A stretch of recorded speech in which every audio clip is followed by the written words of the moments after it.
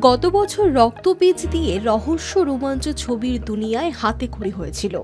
এবার পুজোয় বহুরূপী নিজেদের বদলে নতুন রূপে নন্দিতা রায় এবং শিবপ্রসাদ মুখোপাধ্যায়।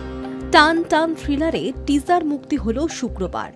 ৯০-এর দশকে ঘটে যাওয়া ব্যাংক ডাকাতি এবং তার মাস্টার মাইন্ড ছবির কেন্দ্রে। মুখ্য চরিত্রে অভিনয় করেছেন শিবপ্রসাদ মুখোপাধ্যায়, কৌশানী মুখার্জি, আবির চট্টোপাধ্যায়, রীতাভরী চক্রবর্তী। টিজার দেখে বোঝাই যাচ্ছে পুলিশের ভূমিকায় অভিনয় করেছেন আবির চট্টোপাধ্যায়। অ্যাকশনেও তুখোড় আবির।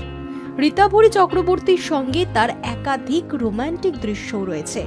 উইন্ডোজ প্রযোজনা সংস্থার ফাটাফাটি ছবির পর এবার পুজোর ছবিতে আবির রীতাভরী জুটি আসছে বহুরূপীতে। পুজোর মরশুমে ৮ই অক্টোবর প্রেক্ষাগৃহে আসছে নন্দিতা শিবপ্রসাদের বহুরূপী।